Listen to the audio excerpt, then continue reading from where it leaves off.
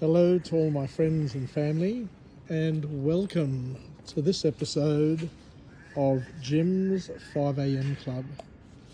What I'd love to do today is go for a walk and talk, and I just hope that the rain has ceased, at least for the time being. And on today's episode, what I'd love to talk about is a book that is entitled Mama Bear Apologetics: How to Empower Your Children to Challenge Cultural Lies. This book was published on the 4th of June 2019 by an author who goes by the name of Hilary Morgan Ferrer. So this book is a faith-based guide for parents, particularly mothers, to help their children navigate cultural challenges and develop a strong foundation in Christian apologetics. So let's see what we can learn, what we can glean, and what we can take from this book so that we can incorporate it into our inventory of knowledge, wisdom, and potential power. So the first key message to come from this book is where the author talks about the importance, for children at least, to be proactive rather than not reactive. So to be proactive, not reactive.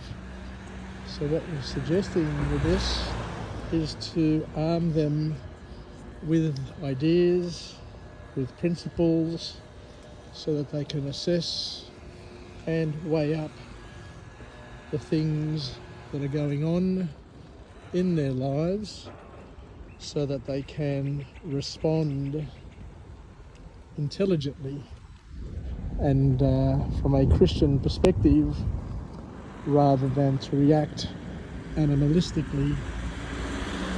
So the author here says it's important to equip your children with critical thinking skills and biblical truths before, and this is important, before they encounter conflicting cultural messages.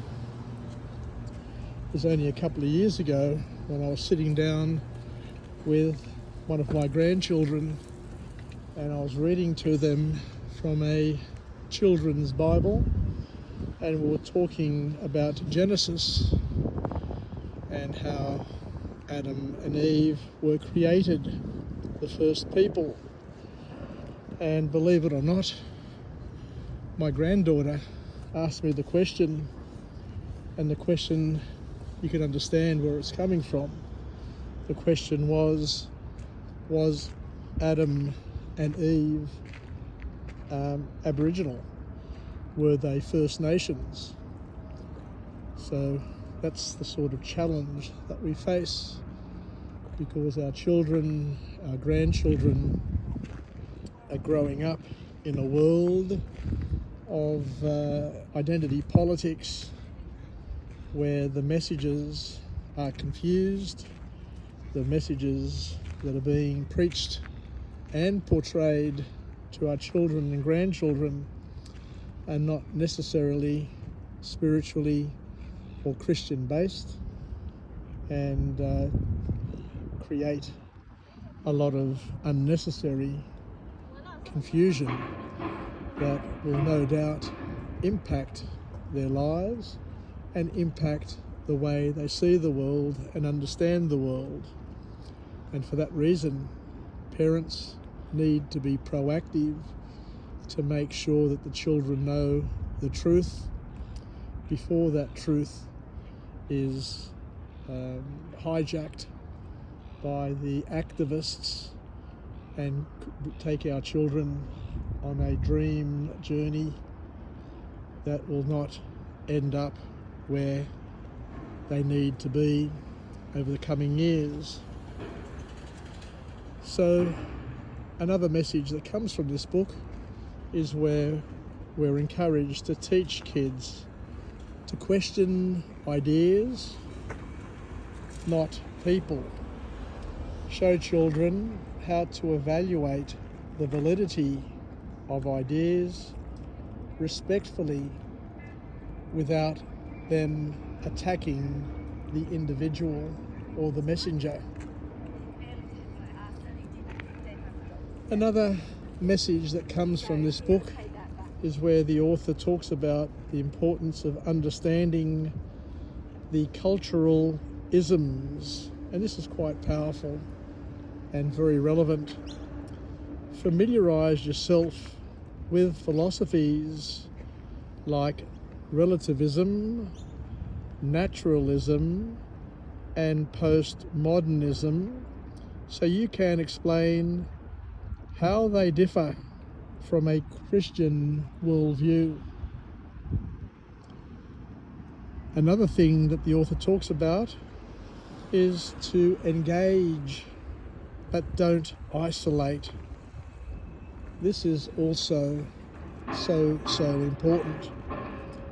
Rather than shielding your children from the world, the author here suggests, from a loving perspective, to teach them how to engage thoughtfully and confidently with culture. Because at the end of the day, there is only one truth, and understanding, living, and expressing that truth with freedom is the ultimate objective. Parents need to emphasize the importance of absolute truth as opposed to the idea that truth is subjective or based solely on one's feelings or one's culture or one's dream time or one's opinion or one's whatever you can call it.